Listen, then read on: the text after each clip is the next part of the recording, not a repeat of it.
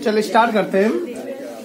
हाँ, आपका जो टॉपिक है, तो मैंने आपको कल भी बताया था कि विधानसभा, किसी भी राज्य में विधानसभा और विधान परिषद दोनों होती है, और मोस्ट ऑफ राज्यों में विधानसभा नहीं है, विधान परिषद नहीं है।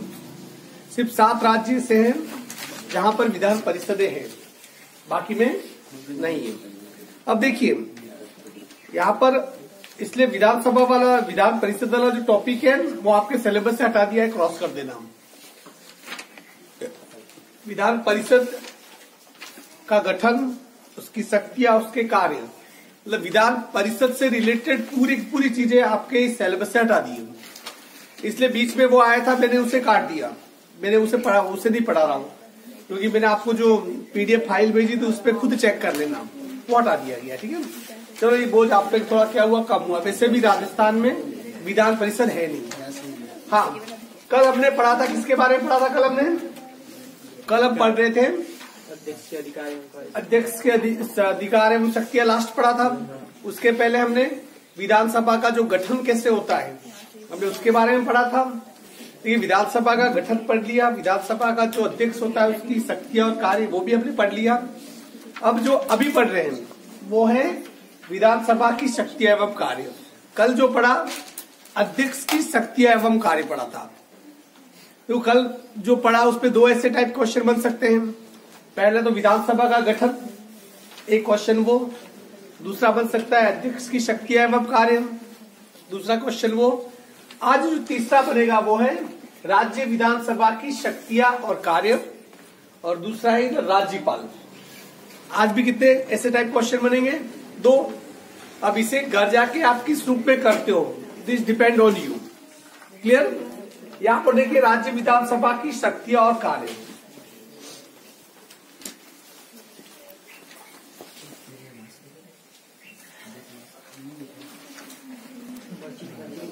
हाँ, जो आज पढ़ेंगे हम, राज्य विधानसभा की शक्तियां एवं कार्य, इसे थोड़ा समझ लीजिए आप, थोड़ा इसे समझ लीजिए आप, क्योंकि देखिए हमारे जो राज्य की शक्तियां, हमारे जैसे किस पे हमें ये लगता है कि हमारा जैसे अभी मुख्यमंत्री कौन है हमारे? अशोक गहलोत। हमें लगता है कि अशोक गहलोत सर्वे सर्वा है, पर नहीं। किसी भी राज्य में उसकी जो विधानसभा होती है वो क्या होती है? सर्वे सर्वा होती है। क्योंकि कोई भी मुख्यमंत्री तब तक ही अपने पद पर आसीन रह सकता है जब तक उस विधानसभा का विश्वास उसके अंदर है। यदि विधानसभा उसके अंदर अविश्वास यदि कर ले, तो मुख्यमंत्री को उसी समय क्या करना पड़ता है? अपने पद से इस्तीफा देना पड़ता है। तो किसी भी राज्य की जो एक्चुअल जो शक्तियां होती है, वास्तविक जो शक्तियां होती है, वो किसके हाथ में होती है? विधानसभा के हाथ में। तो विधानसभा की कौन कौन सी शक्तियां हैं, यहाँ पर मैंने अलग अलग कुछ मैंने इसके जिसे कहते हैं फुट नोट्स बनाए। आप चाहे तो घर पे जाके इसे पूरे बना सकते हैं। सबसे पहले आप विधायी शक्ति। विधायी शक्ति क्या है इसे समझिए। विधायी शब्द बना है विधेय से, और विधेय का मतलब होता है कानून। चाहे संसद हो चाहे विधानसभा हो, उसकी सबसे प्रमुख शक्तियों में एक है कि कानून बनाने की शक्ति सिर्फ इनके पास ही होती है।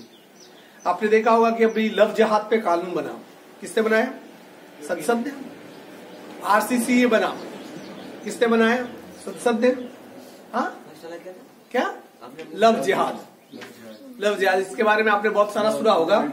इसके अलावा आपने ये जैसे आरसीसी, एनसीसी पे, एनआरसी पे कानून किसने बनाया? संसद ने। अभी जो किसान आंदोलन कर रहे हैं जिस कानून के खिलाफ, उस कानून को किसने बनाया? संसद ने। ठीक इसी प्रकार राज्य की जो विधानसभा होती है उसमें विधायी शक्ति में देखिए, सबसे पहले राज्य सूची और समवर्ती सूची पे कानून बनाना। देखिए, जिस समय हमारा संविधान बना था उसमें 2 सूचियां है। एक तो राज्य सूची है, यूं तो 3 सूचियां है, राज्य सूची, केंद्र सूची और समवर्ती सूची। केंद्र सूची पे सिर्फ केंद्र कानून बना सकता है, संसद कानून बना सकती है।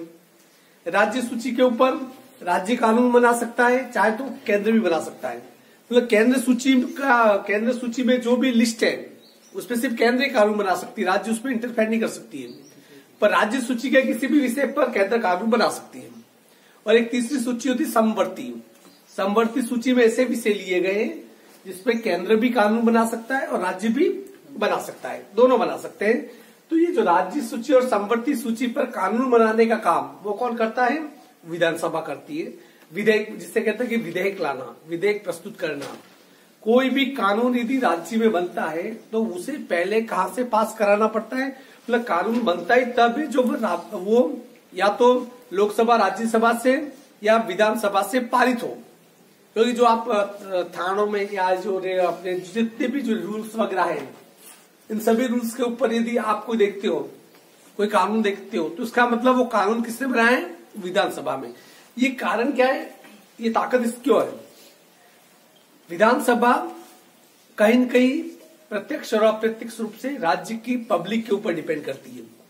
क्योंकि विधानसभा में जो 200 विधायक बैठे हुए उसे चुनकर किसने भेजा है? हमने, पूरी राजस्थान की जनता ने। इसलिए और ये कानून बनाने की शक्ति उनके हाथ में दी है। वो क्यों दी है?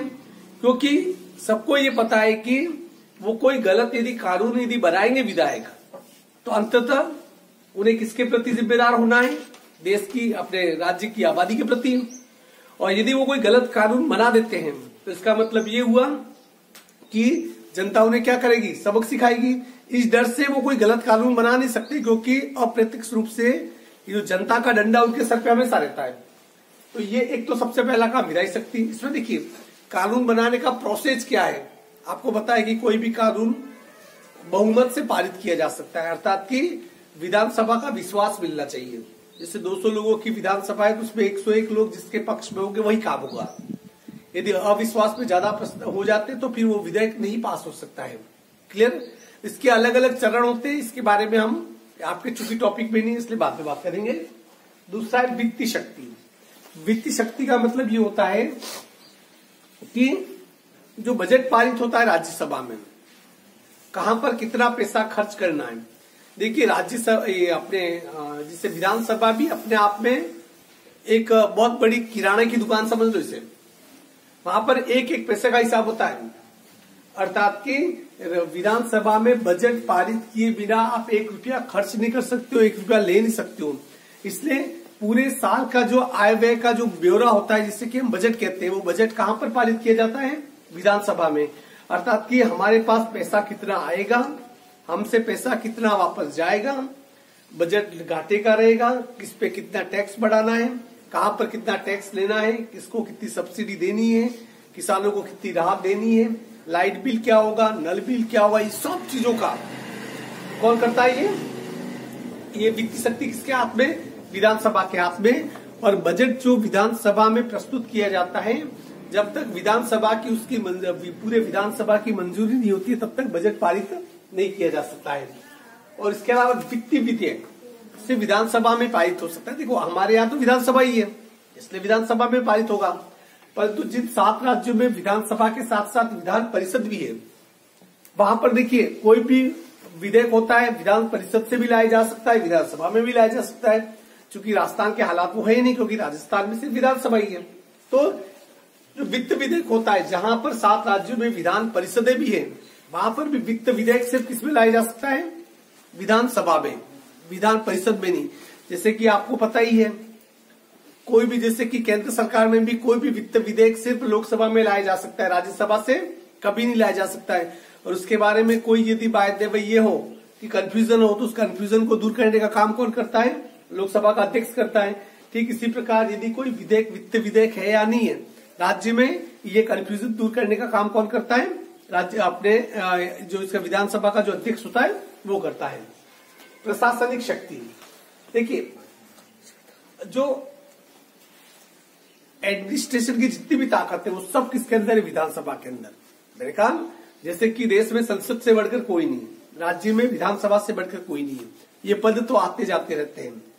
तुम्हें लगता है कि मोदी बहुत ताकतवर है, मोदी कुछ भी नहीं है। ताकतवर क्या है? देश की संसद ताकतवर है। और मोदी सिर्फ तब तक ही ताकतवर है जब तक कि देश की संसद का उसके ऊपर क्या विश्वास है। देश की संसद यदि मोदी के ऊपर अविश्वास कर ले तो मोदी की कोई औकात ही नहीं है। ठीक इसी प्रकार अशोक गहलोत, मुख्यमंत्री श्रीमान अशोक गहलोत ताकतवर नहीं है। ताकतवर कौन है? वो विधानसभा ताकतवर है, क्योंकि उस विधानसभा का विश्वास अशोक गहलोत पे। जिस दिन विधानसभा के 101 लोग उठ के ये कह दे, विधायक कह दे कि हमें ये मुख्यमंत्री नहीं चाहिए, 101 लोग, तो उस समय मुख्यमंत्री को क्या करना पड़ता है, अपने पद से इस्तीफा देना पड़ता है। कहने का मतलब ये कि जो प्रशासनिक शक्ति है वो किसमें निहित होती है, विधानसभा में। जैसे देखिए, जो विधानसभा का कोई भी सदस्य जब सत्र चल रहा होता है उस समय मंत्रिमंडल से सवाल कर सकता है। आप ऐसे नहीं कर सकते हो, 2 उम्र में किसी मंत्रिमंडल से सीधे सवाल नहीं कर सकते हैं, पर हम अपने विधायकों के माध्यम से सवाल पहुंचा सकते हैं। मंत्रिमंडल से सवाल करना, मंत्रिमंडल कोई गलत काम करे उसकी निंदा और आलोचना करना, गलत कामों की निंदा करना। क्योंकि देखिए, विपक्ष होता क्यों है, विधानसभा में विपक्ष होता क्यों है, कान पकड़ने के लिए। सत्ता पक्ष यदि अपनी ताकत के नशे में यदि कोई गलत काम करता है, सत्ता करती है, तो उसे कान पकड़ने का काम कौन करता है, हमेशा विपक्ष ही करता है। और निंदा आलोचना ये काम उसका है। अविश्वास प्रस्ताव, यदि यूं लगे विधानसभा के सदस्य को लगे कि मंत्रिमंडल सही काम नहीं कर रहा है, कैबिनेट जो सही काम नहीं कर रहा है, या राज्य का मुख्यमंत्री सही काम नहीं कर रहा है, तो विधानसभा क्या ला सकती है उसके प्रति, अविश्वास प्रस्ताव। अविश्वास प्रस्ताव कहते हैं कि देखिए, इसमें होता क्या है, अविश्वास प्रस्ताव का मतलब ये होता है कि कुछ सदस्य पहले से एक लिखित प्रस्ताव देते हैं अध्यक्ष को कि हमें इस मुख्यमंत्री में विश्वास नहीं रहा, हमें इस मंत्रिमंडल में विश्वास नहीं रहा। अविश्वास प्रस्ताव लाते हैं, उसके बाद वोटिंग होती है। अविश्वास प्रस्ताव भले कोई भी ले आए, और जैसे कि बहुमत से, जैसे राजस्थान की विधानसभा के विधायकों की संख्या 200 है, तो 200 में से यदि 101 लोग ये कह दें कि हमें इस मुख्यमंत्री में भरोसा नहीं, सरकार में भरोसा नहीं, और 101 लोग उसके खिलाफ यदि मुख्यमंत्री या सरकार के खिलाफ वोट दे दे, तो सरकार उसी समय गिर जाती है। उसी सदन से जब बाहर निकलेंगे तो वो एक आम व्यक्ति बन के निकलेंगे, उन्हें इस्तीफा देना पड़ता है यदि उनके खिलाफ यदि बहुमत यदि साबित हो जाता है। तो ये काम किसके हाथ में, अविश्वास प्रस्ताव करने का ये काम किसके हाथ में, विधानसभा के हाथ में। संविधान में संशोधन की शक्ति, देखिए संविधान में संशोधन कभी भी राज्यसभा देश के संविधान में संशोधन करने की ताकत नहीं रखती है। यदि देश के संविधान में कोई संशोधन करना है तो राज्यसभा की औकात नहीं कि वो कर सके, क्योंकि वो काम सिर्फ किसका है, केंद्र का है, संसद का है। परंतु इसका यहाँ पर रोल क्या है, देखो कि संविधान में इससे बहुत सारे विषय हैं। संविधान में 2 प्रकार के संशोधन होते हैं। एक वो संशोधन जो आम बहुमत से हो जाता है, सिर्फ संसद में जो बहुमत होता है, सत्ता पक्ष से उस बहुमत के माध्यम से संशोधन कर लेती है। परंतु एक दूसरे प्रकार का संशोधन होता है जो कि बेसिक, जिसे कहते हैं कि बहुत मूलभूत प्रक्रिया होती है। संविधान में कुछ सूची ऐसी बना रखी है, कुछ ऐसे पॉइंट बना रखे हैं कि इन विषयों पर यदि कभी संविधान में संशोधन होगा तो पूरे देश के जो आधे राज्य है, आधे राज्यों की उसमें सहमति होनी चाहिए। तो राज्य की यहाँ भूमिका क्या होती है संविधान में संशोधन की, यदि कोई संविधान संशोधन केंद्र के द्वारा, संसद के द्वारा जब लाया जाता है, अलग अलग जब उसमें लाया जाता है, राज्यों में जब भेजा जाता है कि भाई इस पे स्वीकृति की मोहर लगाने के लिए, तो उस समय राज्य का ये निर्णय होता है कि वो इस संविधान संशोधन के लिए मोहर लगाए या नहीं लगाए। यदि पूरे देश के आधे राज्य उसके ऊपर मोहर लगा दे तो क्या होगा, वो संविधान में संशोधन का जो विधेयक होगा वो पारित हो जाएगा। तो इसलिए किसी प्रकार से अप्रत्यक्ष रूप से संविधान में संशोधन की ताकत किसके हाथ में होती है, विधानसभा के हाथ में। फिर निर्वाचन संबंधी शक्ति, निर्वाचन, देखिए आपको मैंने राष्ट्रपति का जब चुनाव हुआ था, राष्ट्रपति के चुनाव में मैंने आपको बताया था कि राष्ट्रपति के चुनाव में कौन भाग लेता है, विधानसभा के सदस्य भाग लेते हैं। राष्ट्रपति के चुनाव में देखो लोकसभा के सदस्य, इसके अलावा राज्यसभा के सदस्य, उसके अलावा पूरी देश में जितने भी विधानसभा है उन विधानसभा के सभी सदस्य वो शामिल होते हैं। और हर एक के वोट का कैलकुलेशन होता है पहले से। विधानसभा का एक सदस्य, उसकी वोट की कीमत का मतलब ये कि इसकी संख्या क्या होगी, वो मैंने इसके लिए आपको एक सूत्र बताया था। तो राष्ट्रपति के चुनाव का काम कौन करता है ये, और उसमें सहयोग कौन करता है, विधानसभा करती है, ठीक है। इसके बाद राज्यपाल, देखिए राज्यपाल एक वैधानिक प्रधान होता है, अर्थात कि किसी भी राज्य का प्रथम नागरिक। जैसे इस देश का प्रथम नागरिक राष्ट्रपति होता है, वैसे ही किसी भी राज्य का प्रथम नागरिक कौन होता है? राज्यपाल होता है। इसे थोड़ा समझिएगा थोड़ा। जैसे कि मैंने आपको राष्ट्रपति के बारे में जब मैंने पढ़ाया था, मैंने तब आपको बताया था राष्ट्रपति एक ऐसा पद है, एक ऐसा राजा है जो बिना मुकुट का है, जिसे कहते हैं बिना मुकुट का राजा। कहने में तो वो राजा है पर और उसके पास अधिकार भी असीमित है, पर राष्ट्रपति अपने अधिकारों का इस्तेमाल खुद नहीं करता है। उसके अधिकारों का इस्तेमाल कौन करता है? प्रधानमंत्री, बैकडोर से प्रधानमंत्री और मंत्रिमंडल। राष्ट्रपति खुद नहीं करता है। हर निर्णय राष्ट्रपति के नाम से होते हैं, परंतु कोई भी निर्णय राष्ट्रपति नहीं लेता है। राज्यपाल की ठीक स्थिति वैसे ही है जैसे कि केंद्र में राज्यपाल होता है, केंद्र में राष्ट्रपति होता है, ठीक इसी प्रकार विधानसभा में कौन होता है? राज्य अपने राज्य में कौन होता है? ये राज्यपाल होता है। अब राज्यपाल की जो नियुक्ति होती है, देखिए इसके अलग अलग इसके पॉइंट है, उसे समझ लीजिए। पहले सबसे पहले राज्यपाल की नियुक्ति। राज्यपाल की नियुक्ति राज्य की जनता नहीं करती है, राज्यपाल की नियुक्ति राष्ट्रपति करता है। कहने को राष्ट्रपति करता है और वो किसकी परामर्श से करता है? प्रधानमंत्री और मंत्रिमंडल की परामर्श से। किसी भी राज्य में जो राष्ट्रपति अपने राज्यपाल होता है उसकी नियुक्ति कौन करता है? राष्ट्रपति, परंतु परामर्श किसका होता है?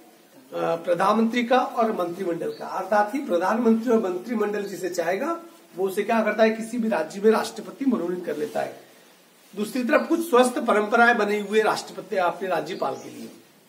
जिस राज्य का राज्यपाल जो होता है, जैसे राजस्थान का जो राज्यपाल है वो राजस्थान का नहीं होना चाहिए, अर्थात कि जिस राज्य में जो राज्यपाल होता है वो उस राज्य का नहीं होना चाहिए, क्योंकि उसी राज्य का होगा तो हो सके उसके मन में कहीं की पक्षपात होता है, वो केंद्र के प्रति या संघ के प्रति वो निष्ठावान नहीं रह सकता है। पहली चीज इसे समझना कि जो राज्यपाल होता है वो कभी भी अपने मूल स्थान का नहीं होता है, मूल राज्य का नहीं होता है। अर्थात कि राजस्थान में जो राज्यपाल है वो किसी और राज्य का रहने वाला है, किसी और राज्य का में से राज्यपाल भी हो सकते हैं जो राजस्थानी हो सकते हैं। तो पहली चीज पद की योग्यता है। देखिए इसमें इसकी जो उम्र है लगभग 35 साल कितनी होनी चाहिए? 35 साल प्लस इस पे जो अपने राज्यपाल होता है उसके लिए वो सभी योग्यता है जो कि एक विधायक बनने के लिए जरूरी होता है। दूसरी बात है कि यदि बाय द वे किसी को राज्यपाल बनाया जाता तो न विधानसभा, विधान परिषद किसी का भी अध्यक्ष नहीं होना चाहिए। और राज्यपाल का मतलब ये होता है कि वो फिर किसी भी पार्टी की प्रति निष्ठावान नहीं रह सकता है। जैसे प्रधानमंत्री मोदी या मंत्रिमंडल किसी व्यक्ति को राज्यपाल बना के भेजते हैं तो सीधी बात है कि वो उनकी बीजेपी का कोई होगा उसे भेजेंगे, परंतु जब वो राज्यपाल बन जाता है तो उसके बाद फिर वो किसी पार्टी का नहीं रहता है, वो बीजेपी का नहीं रहता है, वो फिर कांग्रेस का नहीं रहता है, वो सर्वदलीय हो जाता है और फिर वो सक्रिय रूप से राजनीति कर भी नहीं सकता है।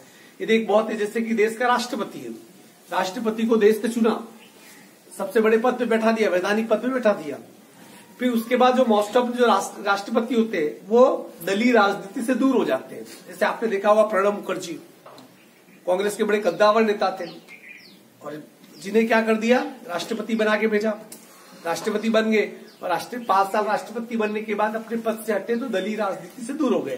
तो जितने भी राष्ट्रपति बने वो दलीय राजनीति से या राज्यपाल जो होते दलीय राजनीति से दूर रहते हैं।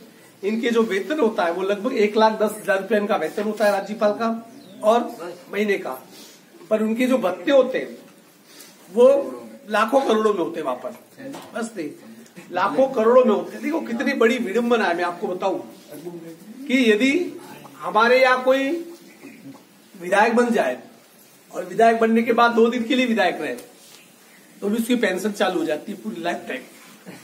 60-70 हजार रुपये पेंशन महीने की मिलती है आपको। इससे ज्यादा मैं और बताऊं, आगे की बात सुनो पहले। यदि कोई 2 बार विधायक बन गया तो उसकी दोहरी पेंशन चालू होगी।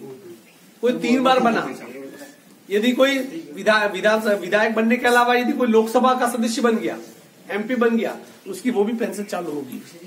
और इनके जो भत्ते होते हैं मैं आपको बता दूं, एक गज से सुनो, बोलो मत बीच में।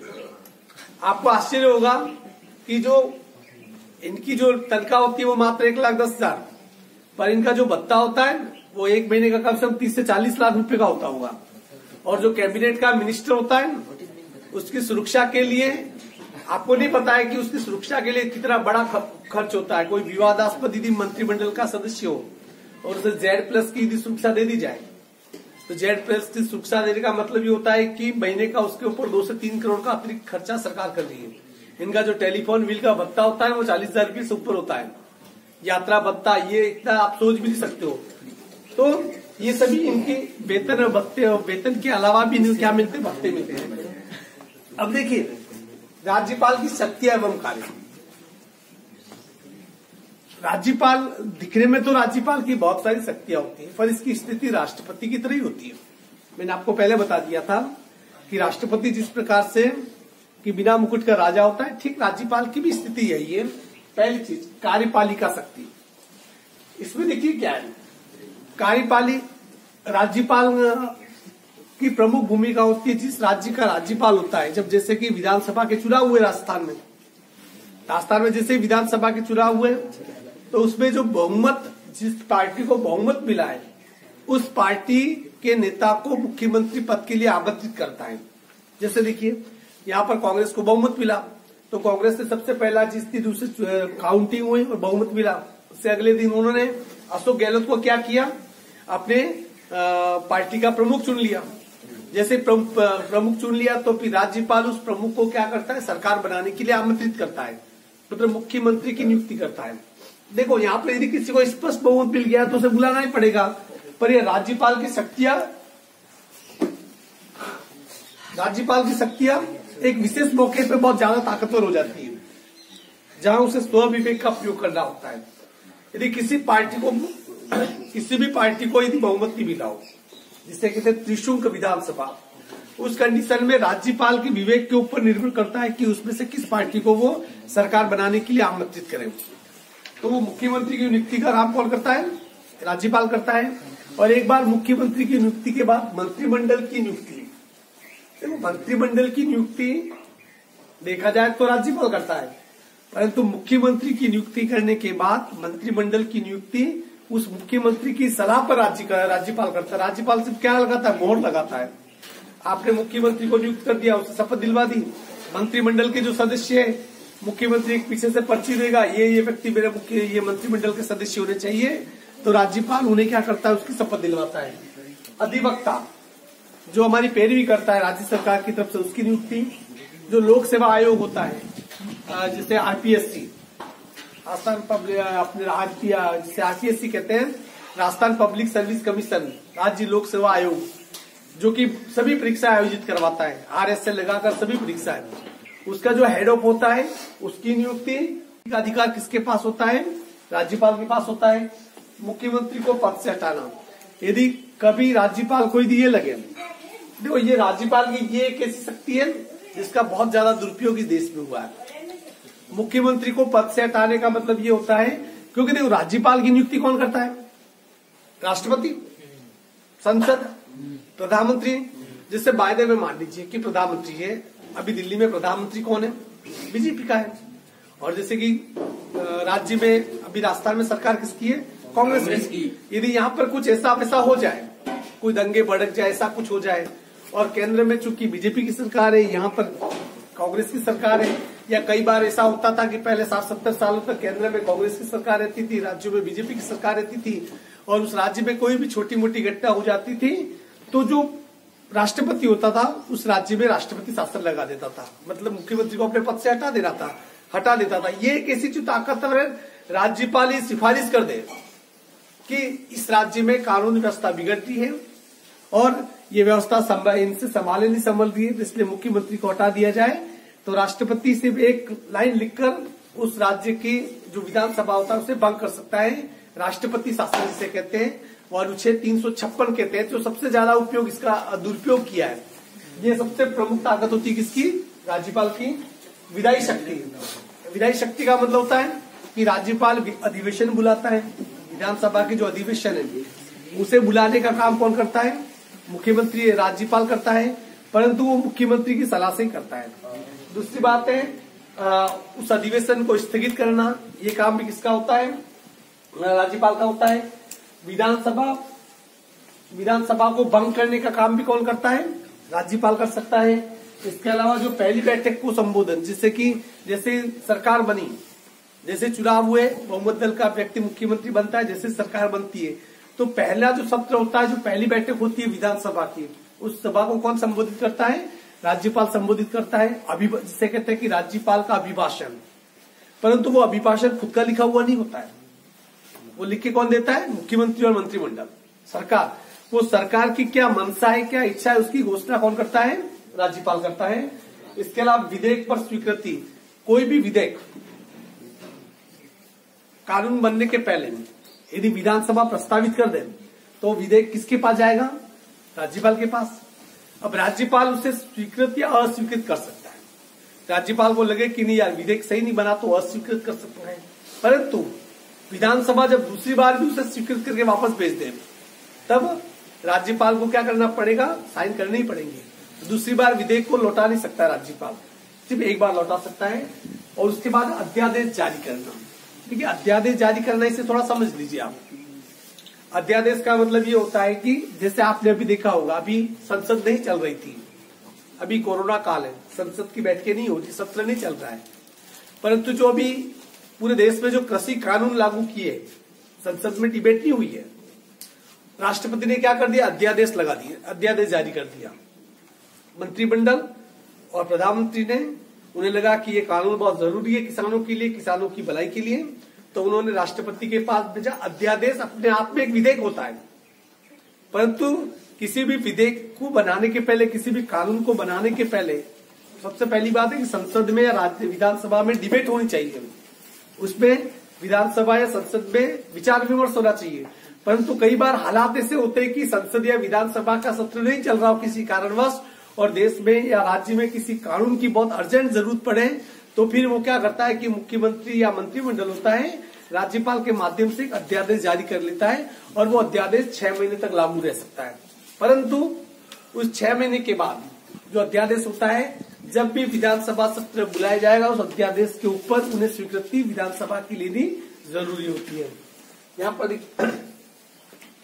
अब जो विधान परिषद होती है, राजस्थान में तो नहीं है, पर जिन राज्यों में 7 राज्यों में विधान परिषद है, उसमें 1/6 पदों पर कौन नियुक्ति करता है? राज्यपाल। किन लोगों को नियुक्त करता है? जो वैज्ञानिक हो, जो किसी चीज के विशेषज्ञ हो, उद्योगपति हो, कला या संस्कृति के कोई प्रबल व्यक्ति हो, इन सब की नियुक्ति। 1/6 का मतलब ये होता है कि इसे इस रूप में समझ लीजिए, यदि 6 लोगों को विधान परिषद है तो इसमें एक व्यक्ति को नियुक्त कौन करेगा? राज्यपाल। 12 लोगों की है 2। इसी प्रकार अर्थात कि छठा हिस्सा वो उसकी नियुक्ति कौन करता है? राज्यपाल। ये राज्यपाल की अपनी शक्तियां होती है, परंतु राज्यपाल सीधा नहीं कर लेता है। ये आपको बता दूं, राज्यपाल को शक्तियां सब प्राप्त है, तो वो मुख्यमंत्री कहेगा कि लिस्ट देगा, इन लोगों को आप नियुक्त कीजिए, तो उनके नाम की घोषणा कौन करता है? सिर्फ घोषणा करने का काम राज्यपाल करता है। उसके अलावा वित्त शक्ति, कोई भी जो धन विधेयक होता है वो राज्यपाल की स्वीकृति से ही पारित हो सकता है। धन विधेयक, वित्त विधेयक, फाइनेंस की, परंतु वो जब तक स्वीकृति नहीं दे, पारित नहीं होगा, वो इसे लौटा भी सकता है, परंतु दूसरी बार जब विधेयक वापस भेजा जाएगा तो उसे फिर वो नहीं लौटा सकता है। उसे क्या करना पड़ता है? उस पर अपने हस्ताक्षर करने ही पड़ते हैं। उसके अलावा न्यायिक शक्तियां, जिस प्रकार से राष्ट्रपति को कुछ न्यायिक शक्तियां प्राप्त है, देखिए राज्यपाल के ऊपर, इनके ऊपर कभी मुकदमा नहीं चल सकता है।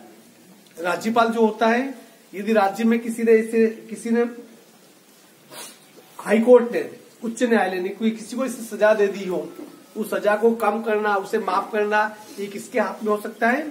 इसके हाथ में हो सकता है, राज्यपाल के हाथ में। यदि मामला उच्च न्यायालय में चल रहा हो, तो वो मामला यदि सर्वोच्च न्यायालय में चला जाए, सुप्रीम कोर्ट में चला जाए, तो फिर वो राज्यपाल के हाथ में नहीं आता है, वो फिर न्यायिक शक्तियां किसके हाथ में होती है?